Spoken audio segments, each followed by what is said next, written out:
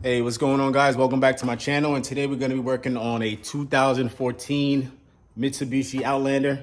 And the issue with this car, or the issue that we're having today on this car, is where the door lock actuator acts up or faults out. On this one, it's not working at all. I'm going to show you what's going on with the car as far as the door lock actuator and how it's faulting out and not working. So when you switch the door lock switch on the driver's side, this lever for the lock is supposed to swing back and forth to unlock and lock. I'll show you an example on the passenger side where you can see it's actually working as designed. So we're gonna go ahead and take off this door panel, pull off the actuator, which is located around here behind that panel, and we're gonna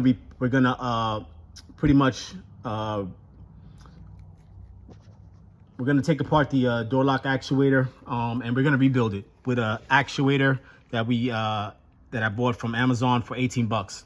So if you're a do-it-yourselfer and you want to try to save a little bit of money, I suggest taking this route, ordering the part maybe on eBay or Amazon for like 18 bucks, a small little actuator. We're gonna replace that and see if that fixes this issue. All right, guys, so the first thing you want to do before you start taking apart this door panel is you want to make sure that the window is rolled all the way up. It'll just give you better access to the door lock actuator. Once the window's rolled up, we're gonna take this speaker tweezer off. You're gonna take off this plastic clip. There's a screw behind there. Take off this plastic clip right in here. Pop that out. There's another screw behind there. Once you get that off, you've got nothing but plastic clips behind the door panel that are popped in. You just got to pop it out.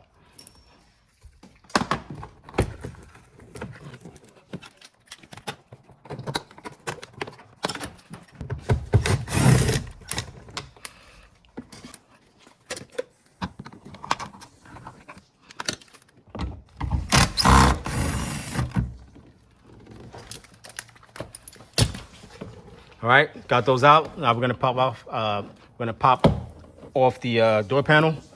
I like to grab it from the bottom where you have any kind of leverage. Just pull up and keep the door in place. Push the door to kind of give you some leverage to get the panel off.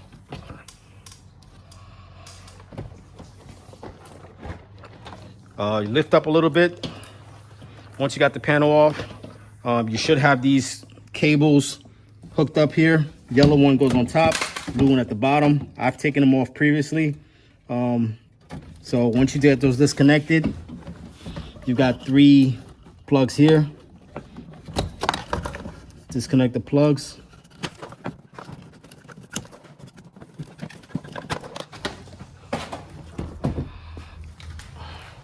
Once the door panel's out the way, you peel back this plastic.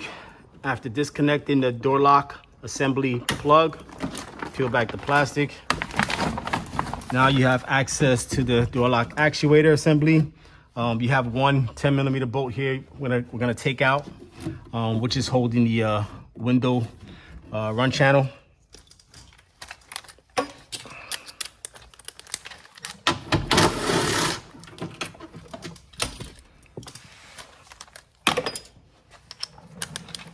Then you have 3 30 T30 Torx screws here.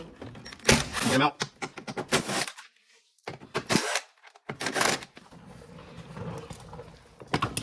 All right, once you got that out, you're gonna take the run channel out the way, the metal run channel. It's like the window guide. Get that out the way. There's gonna be a rod going into the top of the door lock actuator. Just want to pull the actuator towards the outside of the door, towards this way, away from the rod. Pop that out. And then I usually would take this second rod coming down, take it down from the bottom. So you got this top rod, pulled it away out of the door lock actuator, and the bottom rod coming out, got a plastic clip. Just swing that. You're gonna swing the plastic clip out the way. and then you're gonna pop it out like so. And your actuator's out. All right, so next step, we're gonna take this apart. I'm gonna show you how to take this apart and actually replace the $18 actuator that's in here. Once again, the $18 actuator, I bought it from Amazon. You could probably buy it from eBay as well, or another online store, maybe even save a little bit more money. But I've seen it work before, so we're gonna do that and show you how this can fix your door lock actuator issue. All right. All right, so we got the door lock actuator out of the car. We got it benched, and now we're gonna take it apart. So a couple of things. It's not really a difficult procedure. We're gonna pop open this cap. There's 3 screws. There's one hiding behind here. There's one here, and I think that's about it as far as what's keeping this together. We're gonna take off the screws and see how this goes as far as coming apart.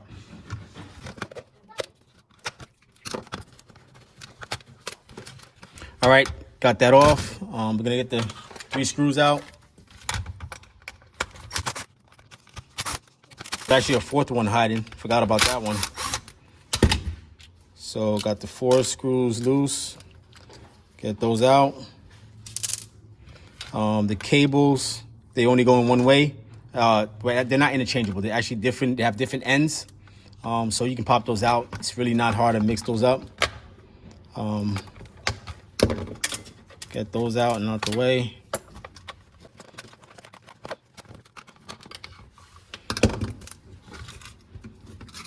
Now we're gonna try to pry this apart. Let's see how much of a challenge it's gonna be. Okay, looks like we're gonna have to separate this, take this out. Might be easier from here, and keep this metal rod attached to this, because you don't want to keep this rod attached to this, because this has to split from here down the middle here. So it looks like it'll be easy to take it apart from here. All right, separate that. This pops up, put that to the side.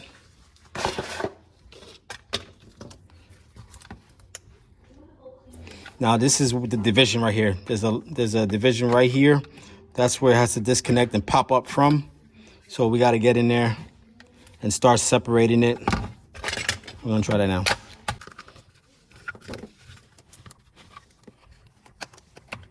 All right, so we pretty much got the seal broken free all around. It got really stuck over here as if there was like some super glue, but I doubt it. I think it's just because it's originally never been broken apart. So I got a little bit of a crack right here, a little bit of a tiny crack right here. Honestly, putting this back in the car and reusing it, I feel pretty comfortable about it. It's not gonna be an issue. And you don't have to worry about it not working. Definitely try to pry with care so you don't crack it any worse than this, but this should work just fine when putting this back together. So the seal's completely broken around. We're just gonna try to lift this piece out, separate the two. All right, so that's apart. Put this back kind of like the way it was a little bit, if we could. Don't want to lose that. All right, so now this is the actual actuator. This is the actuator that we're going to be replacing. This is the $18 part that I paid for, that I bought a replacement for on Amazon. I'll show you what the new one looks like. This is the new one. Came from Amazon just about a day or two ago. I got it in the mail. This company shows you the different actuators that they make for different models. Pretty cool. For Mazdas, Nissans, Jaguars. There's a lot of different types. So be careful when you're ordering. Make sure you get the one that's specific to your car, because they do differ, all right?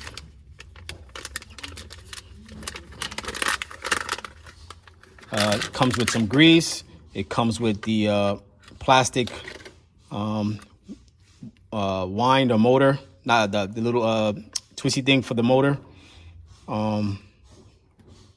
Right, so this is the new one. That's the old one. We're just gonna pop the old one out and out of there. It's gonna come with these gold color prongs that we're gonna have to swap over, and that's pretty much it. We're gonna have to swap over for this piece right here.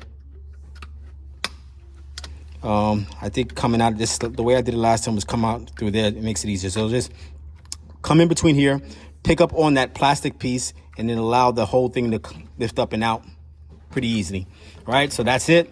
So it's out. This is the new one. We're gonna swap over these plastic, these metal prongs right here for the connection, and then we're gonna put it back in there.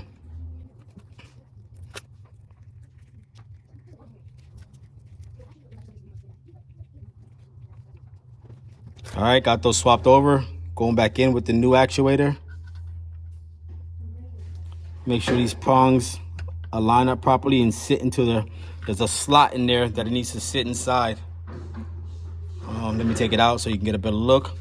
And you can see there's 2 slots that the prongs are gonna sit in there, in that location. So it's pretty specific, but once you get it in there, lined up,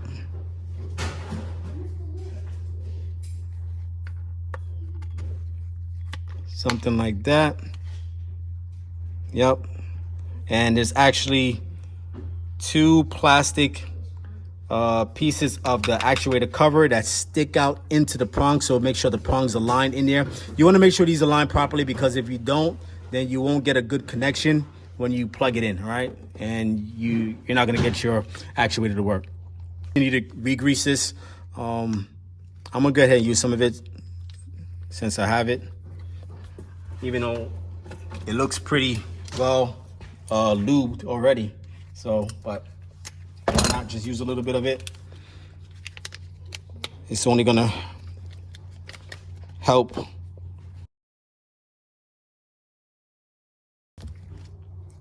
And then start putting this back together. Remember, this piece, you swing it up so that it's actually gonna slide and slide across the top here. You don't wanna leave it down and close it up. It's not gonna work properly. You're not gonna be able to hook this up the way it's supposed to be. So make sure this little lever is all the way up.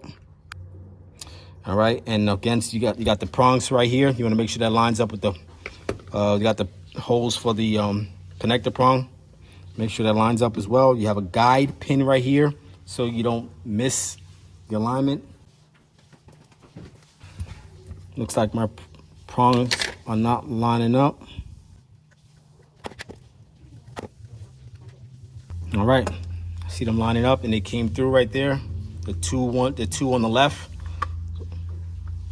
And I got this out the way and sitting in the right position. Go ahead and push this in to seal back up. Now, you could put some silicone or some glue to keep this sealed, nice and sealed. I don't really think it's necessary, especially if you put all the necessary screws back in there. I don't think that's necessary to put any glue or seal, but if it makes you feel better, you can do that. Let's go right there. Let me go right there. That one's go right there. And the fourth one, right there. Let's see how it goes.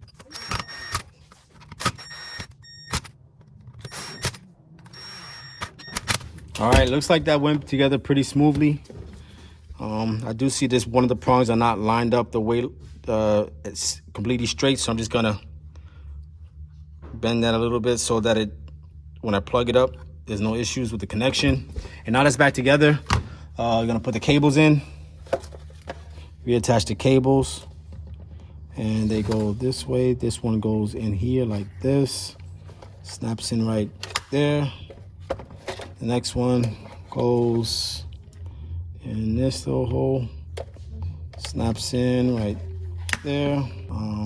I do gotta put this part back on too. I'm kind of forgetting about that, but I can do this first. Doesn't really matter. This has gonna slide right here. If you can see, it has the little notches. It's gonna slide in and up, then it locks in. Place this back in there. Has a slot that it goes through. And I can actually see that the screw mounts on here. So we're gonna have to take that screw back out. If you put that in before, take that back out because that helps to mount that together. All right, put that back in there like that. This goes back on, the rod goes back on there, locks in, and that screw actually goes on top of this piece to secure that. There, got it back together. So we're gonna go ahead and put this back on the driver's side door. Put it back, put the door panel back up, connect everything, and see if we have the actuator working. All right, so stay tuned. We're gonna do that part now, and let's see how that goes. All right, guys, so now we're gonna actually put the door lock actuator back together. We're gonna put it in the door, put the panels on, hook everything back up to see if this thing is functioning properly. And the procedure for this is pretty much in reverse order, what we did taking it out. So we're gonna go through that procedure now.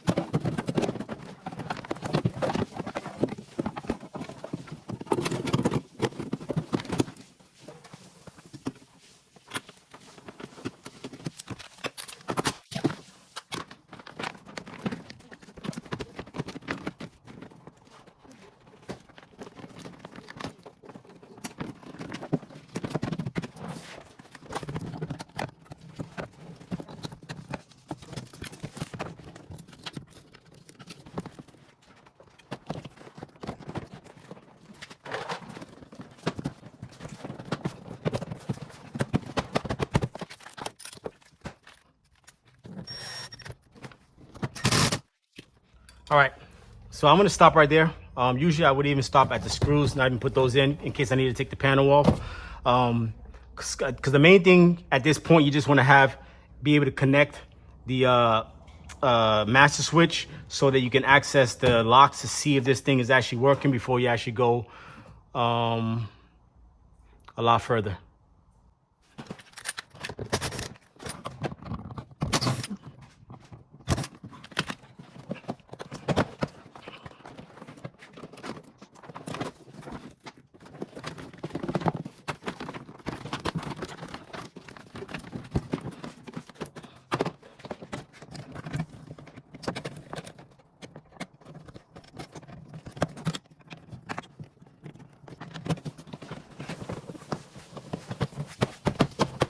All right, so I can tell that I forgot to hook up the cables because I kind of touched this and I can see there was no resistance. So as you can see, I put the cables back on. Now I got resistance. I see that that is actually hooked up. Don't forget that step. If you do, it's not a big deal. Take the screws out, pop the panel off, and get it back in. So we got that together. I'm not gonna put the screws. At this point, what I would like to do is actually see if the actuator is working. So I've got the master switch plugged in, the master switch which has the door lock buttons on it. So I'm gonna operate that now and see if we have any success with the door lock actuator replacement. All right, let's check it out. So we definitely have movement now, right? It seems like it's working, but honestly, it doesn't look like it's working the way it should be. Maybe something is off because this should be turning in a little bit more, I would expect. I think so, but it's a good sign we do have movement, right? It does lock. So that's the lock position and that's the unlock. So maybe that's the full extent. I'm not sure. It just feels like it should be. I just thought it would turn a little more than that. Either way, the door lock actuator does work. I may tinker with it a little bit to see if this actually should be turning in more, but it does seem to be working right now. It's locked. Before we had no movement. So in short, that's how you could save yourself a lot of money. It's an $18 part, bought from Amazon. And if you're looking to save a lot of money, you could do the same thing. Replace that door lock actuator, rebuilding that door lock assembly. So if this video was helpful, definitely leave a comment. Hit that like button. Don't forget to subscribe for more videos and content like this that will help you with your everyday automotive repairs and troubleshooting. All right. Thanks a lot for watching. Take care. Peace.